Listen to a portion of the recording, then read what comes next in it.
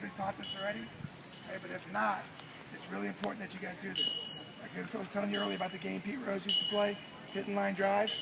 Well, we can do the same thing with this batting team, right? And the way we do that, okay, is where we place the tee where we're hitting. And the way that I do it, try to be the same with everybody, all right, is your front foot. The tee's even with my front foot, all right? The ball's here. I'm supposed to hit the ball up the middle, okay? So when the tee's even with my front foot, right, I'm trying to hit the ball up the middle. Why? Because I'm trying to create my swing to go level all the way through the strike zone. A lot of times you guys will get the bat in your hand and you'll do this and you'll start gripping it because your strong hand is your right hand, okay? And it's only natural for you to think that you'll be stronger and quicker this way. But really, you're actually creating a lot of bad habits by doing that. First thing I try to teach guys is keep the bat in your fingertips, all right? How many of you guys know the name Don Mattingly? Okay? One of the great Yankee hitters of all time. There were three guys that I was very fortunate to play with during my career. Wade Boggs, Don Mattingly, and Tony Gwynn. Probably the three greatest hitters of that era, okay, that played during that time. And the one thing that all three of them emphasized, right, was that this hand, whether left-handed or right-handed, your top hand, the bat is held in your fingertip, not in your palm, okay? Reason why? All right? Because as soon as we get in our palm, we're going to do this to grip it, and our bat does this. It creates bad habits, all right? So, first thing I always try to tell guys is take the bat in your hand, bring it up to where you feel comfortable, all right? Come up here, shake hands with it, your fingertips. This could be your starting point, all right? Now, you go, well, yeah, but what about Gary Sheffield? You guys remember Gary Sheffield? Gary Sheffield used to hit like this, right? Pete Rose, my idol, used to hit like this. I used to hit like this, okay? But there's one thing that we all did the same. When we all get, Kevin Euclid, you guys see him? Like this, right? One thing that we all do the same when we get ready to hit. We all go back to what we call the launching point. I'm sure you guys have heard that word, starting point, launching point, something like that. All right, we all go back to the same thing. Euclid starts here. As soon as that pitcher gets ready to throw, he goes here. I used to hit like this. All right, and as soon as the pitcher got ready to throw, I came here. We all did the same thing. All right. What we try to teach you guys is, at your age, because one of the fathers asked me, why do big leaguers have different stances from when they were little league, and as they get older, change their stances? It's because they know how to take the good perfect swing. They've worked so hard on it. You guys aren't there yet, so you got to develop something to get you there. And by doing this and having you start here and go to this launching point, you see how far I go? It's not very far, is it? Okay? There's not a whole lot of chance for me to make a lot of mistakes going from there to there, right? That's what we're trying to create. We're trying to create a really good place for you to start. It doesn't mean, as you learn to get this good swing, that you can't change things a little bit.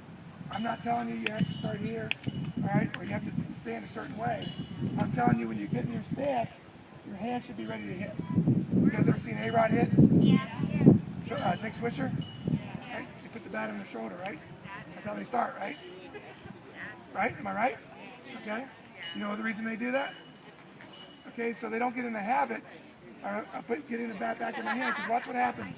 Watch what happens with this bat.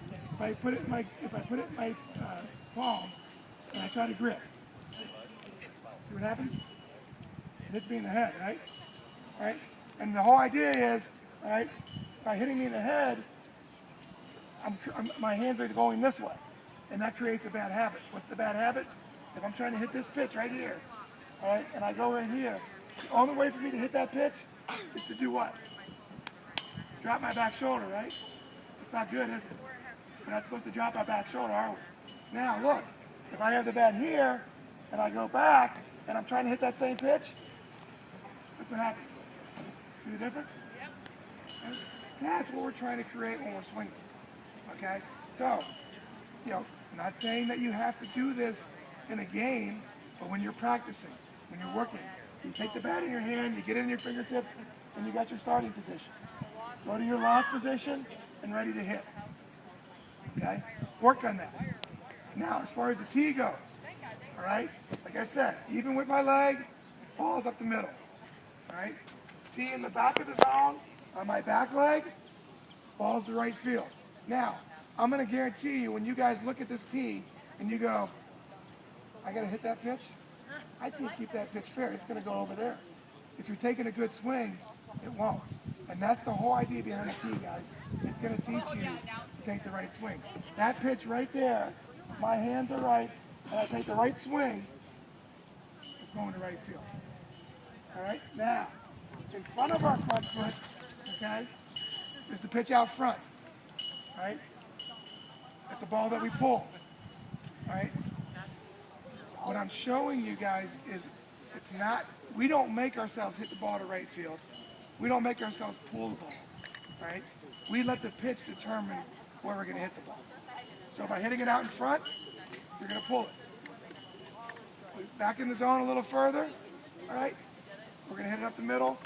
If we get it way back in the zone, we're going to hit it to right field. But the whole idea of taking that good, solid swing, guys, is do we guess right every time the pitcher throws the ball? Do we know how hard he's going to throw it every time? Is he not trying to fool us? How many of you guys are pitchers? You ever try to fool the hitter? Right? All the time, right? So the key for me as a hitter is to make sure that I am doing everything, and even if I get fooled a little bit, I still give myself a chance to hit the ball.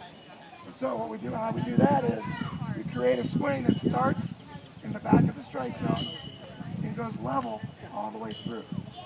Why? Because if I am now going to take my swing and I guess wrong, where are my hands at? Let's go back here, right?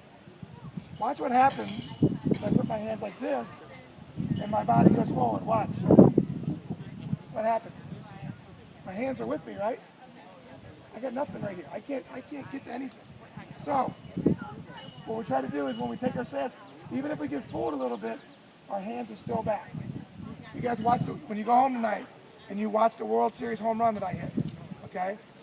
You go on JimLeyritz.com, that's my website. You'll see the home run thing. There's a whole video of it. If you see it, it was a slider. I was looking dead fastball, and the guy threw 100 miles an hour, all right? And if you see it, you'll see me just get out a little bit, but my hands were still back, and I was able to keep through the zone, and I ended up still hitting a home run because that's what we're trying to teach you guys.